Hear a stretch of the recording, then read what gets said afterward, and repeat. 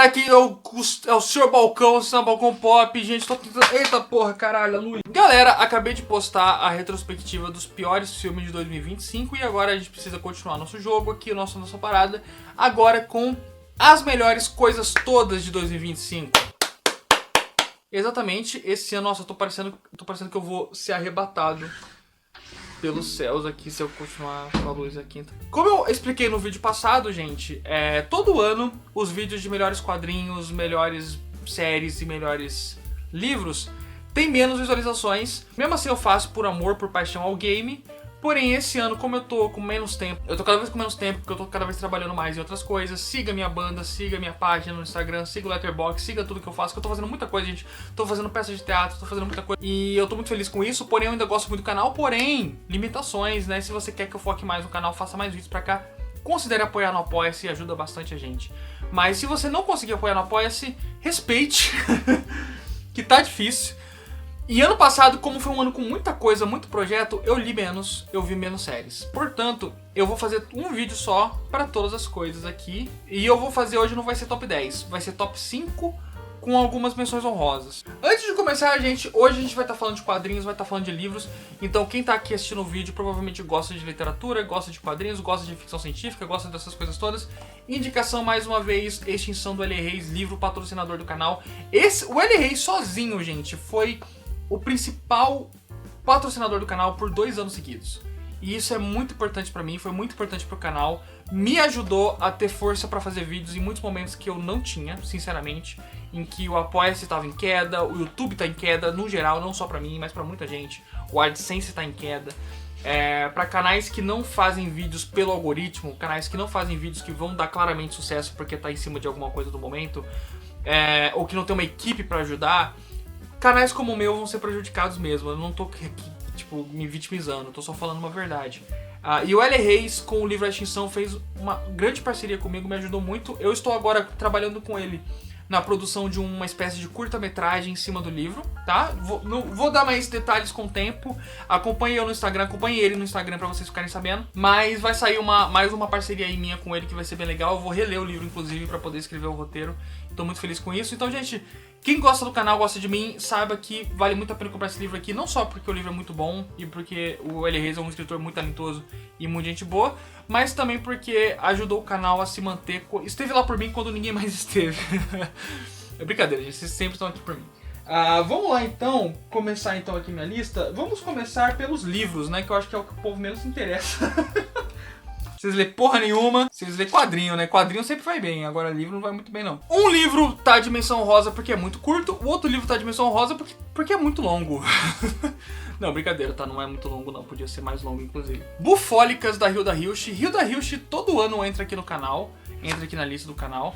Ela é uma escritora maravilhosa e ela é uma escritora muito prolífica e que tem muitas obras diferentes. Então teve um ano que eu acho que entrou um romance dela, teve um ano que entrou um teatro dela, teatro completo de Hilda Hilst. E agora entrou um livro de poesia dela, que é o Bufólicas. É muito curtinho, é um livro quase que experimental. É ela fazendo umas poesias extremamente nefastas. Ela era uma escritora que gostava muito de escrever erotismo. E é umas poesias muito engraçadas, só que muito eróticas, muito engraçadas. Tem algumas... Aquietou-se sonhando com seu rei pintudo. Mais uma...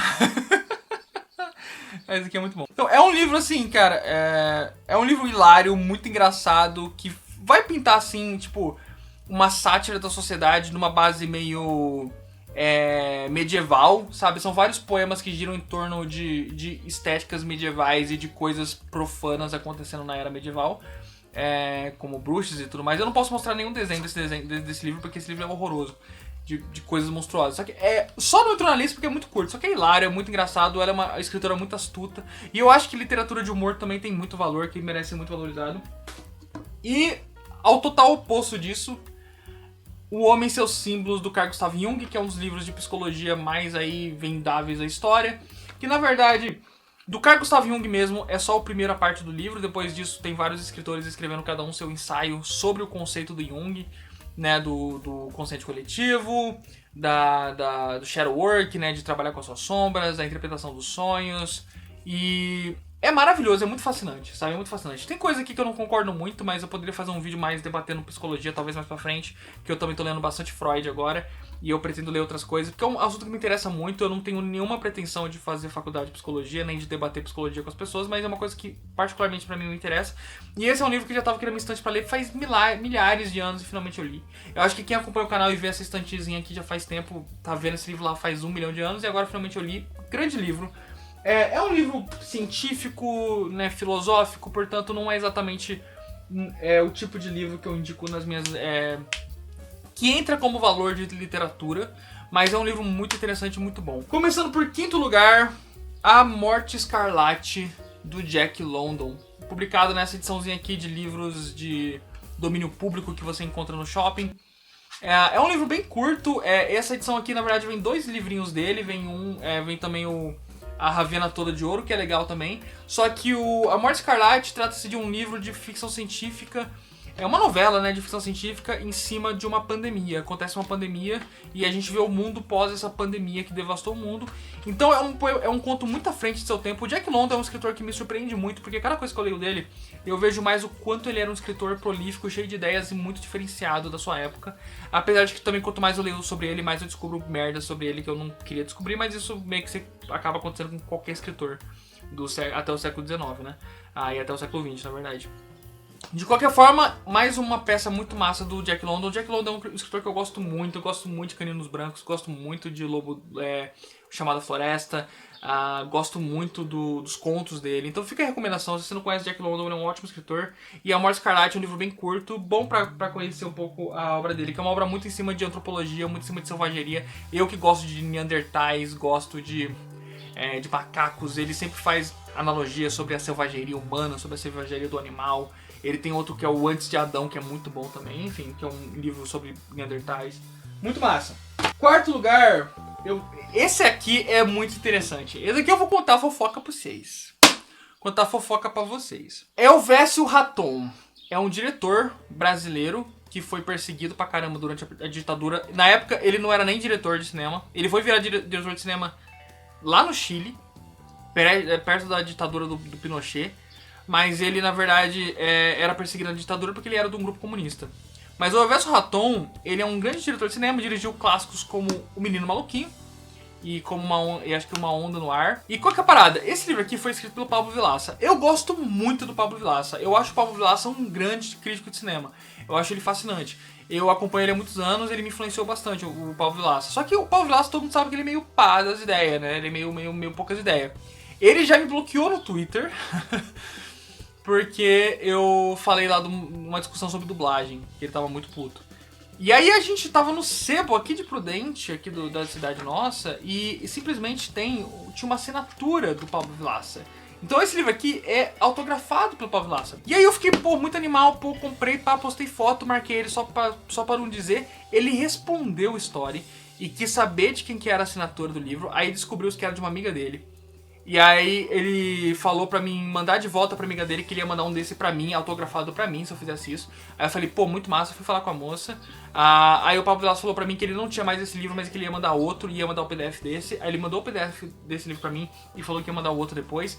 E aí eu fui falar com a moça, aí eu falei pra moça, eu não leio muito PDFs, posso ler o livro depois, antes de te entregar? A moça falou, pode. Aí eu li o livro todo pra entregar pra moça, pra mim poder pegar o livro com o Pablo Vilaça. E aí a moça nunca mais me respondeu. Então, esse aqui é um pedido. Moça, por favor, me responda. Eu quero o outro livro do Pablo Vilaça autografado pra mim, por gentileza. Mas, falando desse livro aqui, maravilhoso. Muito bem escrito. É meio que uma autobiografia escrita pelo Pablo Vilaça, né? Essa coleção aqui tinha essa proposta de serem autobiografias escritas por um terceiro. Então o cara ia lá, fazia a entrevista com o diretor e escrevia ele mesmo. E é muito massa enquanto um livro que faz você refletir sobre o cinema brasileiro, refletir sobre as limitações e as conquistas do cinema brasileiro, apesar de todos os pesares que envolvem você fazer filme no Brasil. Ao ponto de... Tem uma frase aqui que mudou minha vida um pouco, assim, que é a frase: todo filme é o filme e as suas limitações, né? É o filme e o seu contexto. Todo filme é o filme, mas o seu contexto. Isso eu achei maravilhoso, porque isso dá a perspectiva que, tipo assim, você não pode separar uma obra das limitações que houveram para aquela obra ser feita, sabe? Não dá pra você julgar tudo pela mesma medida. Nem se julgar enquanto criador pelas mesmas medidas. Você tem que levar em consideração o trampo que foi, tipo, as condições que você tinha pra fazer aquela obra, né? Grande livro, fascinante, O Cinema Além das Montanhas. Adorei ter lido isso aqui. Em terceiro lugar, Eles Não Usam Black Tie. Esse aqui é um clássico, né? É um clássico do teatro brasileiro. Eu sou um estudante de teatro, eu sou professor de teatro, faço licenciatura em teatro na faculdade. E Eles Não Usam Black Tie, do Gianfrancesco Guarnieri, foi um dos meus temas assim, de estudo esse ano. Eu assisti o filme e li a peça. Sinceramente, o filme é muito melhor. O filme também foi escrito pelo Gianfrancesco. A peça é muito boa, só que o filme é muito melhor. A peça ainda é muito resumida, é muito curta, né, perto do que o filme consegue fazer. Só que é uma peça linda, é uma peça sobre resistência, é uma peça sobre revolta, é uma peça sobre família, é uma peça sobre discussões de política dentro da família. E eu acho que é um livro essencial para pensar política no Brasil. Pensar revolta de classe, pensar direitos trabalhistas. Para além disso, é só muito bem escrito. Mesmo que você seja uma pessoa horrível que ache que o pobre tem que morrer, é tão bem escrito, tem diálogos tão massas, que é tão formoso. Muito bem, agora nós vamos para o segundo lugar, que tem que ser o GOAT, né? H.G. Wells com Guerra dos Mundos. Aqui nesse, eu não quero tirar do box, mas tá aqui dentro. Aqui tem o Homem Invisível, a Máquina do Tempo e a Guerra dos Mundos. Já é o segundo ano que entra uma obra... Segundo ou terceiro? Acho que é o terceiro ano que entra uma obra do H.G. Wells numa lista dessa minha. Teve um ano que entrou Homem Invisível, teve um ano que entrou Ilha do Ultramorial, que ficou em primeiro lugar. Fica aqui em segundo lugar Guerra dos Mundos, que, porra, Guerra dos Mundos, o livro, é brutal pra caralho. Eu não esperava que fosse um livro quase mais de horror cósmico do que de ficção científica, assim. Eu achava que ia ser uma coisa meio ficção científica pulp de ação, pela época, pela era, né? Só que não, é horrores total, é claramente uma metáfora a colonialismo. O livro não esconde isso por um segundo, não é uma metáfora assim que foram descobrir depois, não. É óbvio do início ao fim o quanto esse livro é sobre colonialismo e o quanto ele fala de genocídio, sabe? O quanto os alienígenas escravizam a raça humana, sangue, sangue, sangue, morte, morte, morte. É um livro que não para nunca, é um livro pesadíssimo de morte, de devastação. É um verdadeiro livro de desastre e isso me chocou muito, eu achei muito massa, muito, muito, muito fascinante. E, em primeiro lugar, não é um livro clássico como Guerra dos Mundos, não é um livro que te faz pensar sobre a vida como o homem e seus símbolos, mas é o livro que mais me divertiu esse ano, que é a peça de teatro Arlequim, Servidor de Dois Amos, do Carlo Goldoni. O que acontece, gente? Esse ano eu estudei muito, 2025 eu estudei muito comédia dell'arte, né? A comédia dell'arte italiana. Foi uma matéria toda minha de estudos esse ano na faculdade, foi isso. E na minha banda, né, minha banda Kafkianos, a gente se vestiu de personagens da comédia dell'arte, né? O meu amigo se vestiu de Tolo, o meu outro amigo se vestiu de Arlequim, eu me vesti de Pierrot. E aí eu fui atrás de peças de teatro que falavam dessa época, porque assim, não tem peças de teatro exatamente da comédia dell'arte italiana, porque a comédia dell'arte italiana não eram peças, eram jogos de improviso, eram personagens, eram bases. Não tem tantas peças escritas assim, muito menos que viraram clássicos dessa época. Mas esse aqui é um exemplar. O Carlo Goldoni escreveu várias peças na época, melhorando, tipo, sofisticando a comédia dell'arte para o teatro em palco. E é uma peça muito engraçada de um arlequim que tá servindo duas pessoas ao mesmo tempo e ele tá tentando fazer um jogo para tentar se manter nas duas histórias, e uma pessoa tá querendo encontrar a outra e ele tá no meio. Uma pessoa acha que o arlequim de uma é o outro e é uma confusão. É uma comédia, é uma farsa, uma comédia de erros muito engraçada, muito divertida e que vale muito a pena quem gosta de teatro, gosta desse estilo. Agora nós vamos para séries de TV. Antes de falar de quadrinhos, vamos falar de séries de TV. Séries de TV eu vou falar bem rapidamente, porque eu vi pouca série de TV, mas eu fiz um top 5 ainda assim. Primeiramente, duas menções honrosas. Eu fui atrás esse ano de séries que eu via shorts engraçados passando pela minha timeline, só que eu não sabia de onde que eram, fui atrás e eram séries. E a maioria deles de outros países de língua portuguesa. Então, por exemplo, eu vi a série Gato Fedorento, que é uma série tipo Monty Python, Caceta e Planeta de Portugal. E é muito engraçada. É muito engraçada. Foi algumas das risadas mais gostosas que eu dei em muito tempo na minha vida. Tem várias temporadas, no YouTube tem praticamente todas completas. E eu ri muito, gostei muito. Quem gosta aí de humor de sketch e tal. Também, mesma coisa, mesma pegada, Os Tunesas. Os Tunesas é uma série da Angola. E assim, várias sketches deles viralizaram. E tem gente que acha que é verdadeiro, inclusive. Tipo assim, aquela sketch deles sobre a galinha ser inteligente, mais inteligente que o homem. Aquela sketch deles sobre o bolinho, do cara sendo entrevistado sobre sexo casual na feira. Ele começa a falar, eu tô aqui comprando meu bolinho, tô comprando meu mucate. Você vem falar de sexo casual? Muito bom, muito engraçado. Então, também tem aquela da legenda, né, do cara falando assim, por que tem legenda? Por que ele, quando eu falo tem legenda? Dá pra me entender perfeitamente, por que quando ele fala não tem legenda? Então, várias e várias sketches brilhantes vieram dessa galera, e é muito engraçado, eu amei conhecer os tuneses. Só é muito difícil encontrar coisas deles completas, você encontra sketches soltas, mas você não consegue encontrar muitos episódios completos, nem temporadas. Agora vamos pro meu top 5. Em quinto lugar, Onion News Network, outra dessas coisas que eu vi um monte de sketch por aí no YouTube e achava, ou no Reels, ou no Instagram, ou no TikTok, eu achava hilário e eu queria conhecer o que era.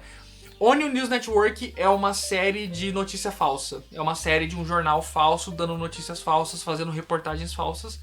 E é uma paródia televisiva brilhante, sabe? Eu acho que é de 2010, 2011, então já tem um tempo considerável, de forma que é muito à frente do seu tempo. Você vê as sketches deles e tal, você fica chocado, sabe? Então, Onion News Network é muito engraçado e acho que é uma sátira à sociedade americana muito bem-vinda, cada vez mais relevante. Em quarto lugar, The Shivering Truth, que eu falei no Halloween, num dos shorts de Halloween que eu fiz, né? Que eu fiz um vídeo por dia nos shorts no mês do horror. Shivering Truth é uma animação que tem no HBO Max, a animação do Adult Swim, que são um fluxo de consciência de horror em animação de stop motion. É uma das obras de terror mais originais que saiu em qualquer campo mainstream dos últimos anos, apesar de não ser exatamente uma série mainstream. Mas é uma série maravilhosa, muito genial, muito única na sua forma de abordar terror. Em terceiro lugar, Genius, que é a série do Kanye West, né? A minissérie sobre o Kanye West. Aí assim, gente, todo mundo sabe quem que é o Kanye West, né? As merdas que ele faz. Porém, essa série é muito além disso. Essa série tá muito além de ser uma série só sobre o Kanye West. É uma série brilhante sobre a construção de um mito da música, sabe? É uma série feita pelo ponto de vista de um amigo dele com uma câmera, registrando ele desde antes dele ser famoso. E ele sendo tragado pela fama com o passar dos anos. E é uma análise de uma figura tão bizarra do nosso tempo, que é o Kanye West. É fascinante, assim, poderia ser sobre um outro arrombado, sabe? Eu não imagino como seria um documentário desse sendo feito sobre um fascista como o Trump, por exemplo. Então, tipo assim, independente de ser o Kanye West que faz músicas e tal, e as pessoas gostam da música dele ou não, é uma série documental como poucas, assim. É uma série muito única, muito brilhante. Em segundo lugar, Kafka, a série cinebiográfica do Kafka. É uma série europeia, eu esqueci o país de onde ela é. Só que é uma série que vai abordar ali, acho que são 6 episódios sobre a vida do Kafka. E é brilhante, assim. O terceiro episódio em especial, que é em cima do livro A Carta ao Pai, misturando com a Metamorfose, é um dos melhores episódios que eu já vi na minha vida de qualquer coisa. Assim, eu, enquanto fã de Kafka, que vê muitas obras baseadas em Kafka, minha banda se chama Kafkianos, estudo muito Kafka, tem um vídeo aqui no canal todo sobre o Kafka. É de longe a melhor obra que eu já vi sobre o Kafka na minha vida. E em primeiro lugar, a animação Planeta dos Abutres. Que puta que pariu, mano. Isso aí é genial, isso aí é brilhante, isso aí é um nível de ficção científica que você vê poucas vezes sendo feita com tanto esmero. É uma obra genial de ficção científica, de uma galera que cai num planeta e tem 1 bilhão de coisas acontecendo. É uma série que eu quero rever muitas vezes, porque é uma série com muita substância, com muitos temas, com episódios lindos. Ela vai falar sobre panteísmo, ela vai falar sobre conexão com a natureza. Parece muito, em muitos sentidos, é um Avatar que os fãs de ficção científica queriam ver, sabe? Avatar é aquele filme que é muito acessível pra todo mundo e quem esperava uma coisa mais ficção científica de Avatar ficou decepcionado, do James Cameron. Planeta dos Abutres eu sinto que é o que pega na ideia de um planeta vivo e faz isso muito, sabe, trabalha com esse conceito de uma forma muito profunda. Agora vamos pra terminar aqui nosso rolê. Vamos fazer a nossa listinha dos quadrinhos agora, né? Os melhores quadrinhos do ano. Começando com 2 menções honrosas muito queridas. Eu vou começar de menção honrosa Caverna do Dragão. Esse quadrinho aqui do Caverna do Dragão que saiu ano passado. Acho que é ano passado que saiu, pela Excelsior. Pelo David M. Booher, Sam Meggs, George Campbell. Eu não conheço ninguém que trabalhou nesse quadrinho. Mas é um quadrinho hilário. É um quadrinho muito engraçado. É um quadrinho que passa uma energia. Eu fui ver aqui, eu acho que é de um dos roteiristas do Rick Mori que trabalha nele. Dá aquela vibe gostosa de, por exemplo, Mistérios S.A. do Scooby-Doo, que você vê o Scooby-Doo e a turma do Scooby-Doo sendo escrita por uma galera que claramente era fã do Scooby-Doo, mas que tá bem informada dos memes, tá bem informada das tretas, tá bem informada das coisas tudo, né? É um quadrinho maravilhoso nesse sentido. É um quadrinho maravilhoso pelo quanto consegue capturar a essência do desenho animado. A ilustração é um pouco, tipo, eu acho, como é que eu vou dizer, empresarial demais, aquelas ilustrações meio vetor assim. É uma energia muito gostosa, captura muito bem a série animada numa história nova e coloca algumas questões em a ver. Por exemplo, o grande debate que começa o quadrinho é a ideia de que, tipo assim, mano, e se a gente nunca mais voltar pra casa? Qual que é o problema? E eu acho isso uma ótima forma de começar um debate em cima de Caverna do Dragão. Porra, por que a gente tem que voltar pra nossa casa? A essa altura a gente já fez tanta coisa por esse mundo, por esse universo. Por que nós temos que voltar pra vida patética que a gente vivia antes? E também de menção rosa eu vou colocar Sonhonauta. Esse aqui, Sonhonauta. Que é um quadrinho independente brasileiro de um autor maravilhoso. Que é... Esse quadrinho aqui é inacreditável, né? É um quadrinho gigantesco. Para um quadrinho independente brasileiro, gente, isso aqui é uma bíblia, tá? Todo mundo que conhece um pouco de quadrinho brasileiro sabe o quanto é difícil fazer quadrinhos um pouquinho maiores. E é um quadrinho que muda de estilo a cada momento, porque é um sonho, né? O Sonhonauta é um cara passeando por sonhos, tentando investigar uma coisa. É muito inspirado por Lynch, é muito inspirado por Cidade dos Sonhos, ao ponto que fica até um tanto derivativo. E é o único motivo do porquê esse quadrinho não tá mais acima na minha lista, é porque ele é um quadrinho que ele tem algumas ideias que são muito derivativas de outros lugares e ele não consegue dar uma conclusão pra elas que seja muito original. O final desse quadrinho é um tanto quanto decepcionante, assim, eu sinto, sabe? O final do quadrinho eu não acho que ele dá uma resolução tão interessante quanto o mistério que ele criou. Dito isso, é uma experimentação visual em cima do conceito de sonhos ímpar, única, assim, não tem Sandman do Neil Gaiman, sabe? Não tem doideira Grant Morrisoniana que bata tão de frente assim com o que esse cara fez nesse quadrinho, sabe? Então é muito massa ver um quadrinho nacional com uma experimentação tão rica numa única obra, sabe? Então, apesar do final decepcionante, muito massa. Agora vamos pro nosso top 5. Em quinto lugar, Sob a Sombra de Lovecraft, que foi um dos quadrinhos que me foi enviado de presente pela editora Tábula. Muito feliz com isso. Eu amo cheirar esses quadrinhos, gente. Mas, assim, o autor, né, o Borne, que eu vou deixar, tipo, o arroba... A maioria dos quadrinhos que entrou na minha lista, gente, são brasileiros. Então eu vou deixar os arrobas deles na descrição pra vocês irem atrás dos quadrinhos, das páginas no Instagram dessa galera. Mas mano, ele tem uma arte que é inacreditável. É uma das artes mais únicas que eu já vi na vida, em qualquer lugar. É uma arte absolutamente única dele. Eu ainda pretendo tatuar um desenho dele. Eu já conversei com ele, mandei mensagem pra ele uma vez. Eu vou tatuar um desenho dele porque eu acho absurdo o traço desse cara. Uma atmosfera de horror, né? Em terceiro lugar, um quadrinho que é, porra, grande obra-prima da história dos quadrinhos. Talvez a maior obra-prima do Will Eisner que existe, que é Nova York. Eu ainda não posso dizer isso com certeza porque foi minha primeira obra do Will Eisner de verdade. Mas isso aqui é absurdo, né? E apesar de ser um calhamaço, eu li em tipo 2 horas, 3 horas isso aqui. Porque é uma delícia, sabe? É uma delícia de ler isso aqui. Tem muitas passagens também que são só visuais, que não são escritas.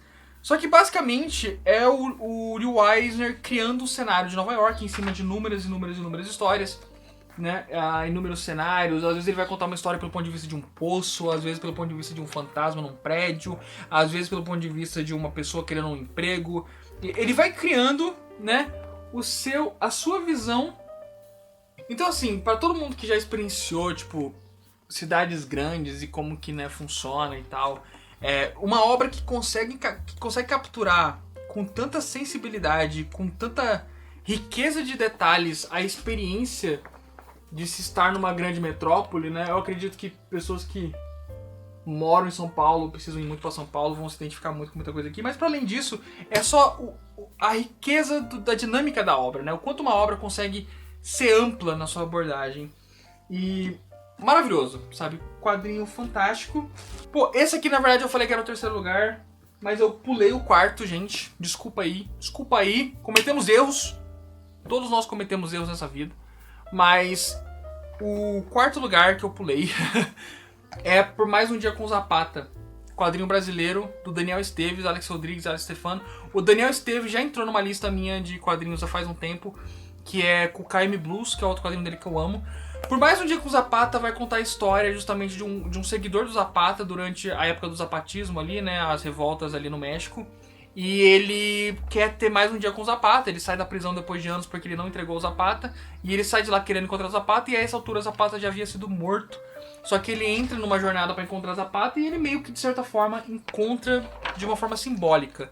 Mas é um quadrinho fantástico sobre revolução, sobre revolta, sobre períodos políticos turbulentos e como encontrar esperança em períodos políticos turbulentos, que é uma coisa que a gente está precisando muito, muito mesmo ler, conhecer a história, estudar ela, ver o que pessoas fizeram antes da gente em períodos como esse, porque não está sendo fácil, não é mesmo, encarar o noticiário ultimamente. Lindo quadrinho do Daniel Esteves.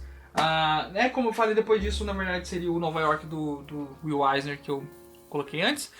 Em segundo lugar, Tatu, a Flor da Pele, do André Diniz. André Diniz é outro quadrinista que tá ganhando muitos pontos comigo, né?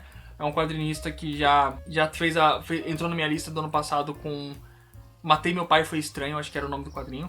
E Tatu, a Flor da Pele, é um quadrinho sensacional. É um quadrinho extremamente autodepreciativo sobre um cara deprimido, como tantas obras que eu componho e escrevo na minha vida. Só que é um quadrinho muito sensível, um quadrinho muito maravilhoso, que também vai falar sobre a arte de tatuar, sobre a filosofia por trás da tatuagem, dessa ideia de marcas que ficam na sua vida, de coisas que você precisa superar, de pessoas do passado que saíram e deixaram seus traumas. Então é um quadrinho muito sobre você abordar uma forma de viver a vida mais leve, assim. É um quadrinho sobre depressão, sobre enfrentar a depressão, mas é um quadrinho que faz isso com uma delicadeza. Não é um quadrinho cínico, sabe? Não é um quadrinho...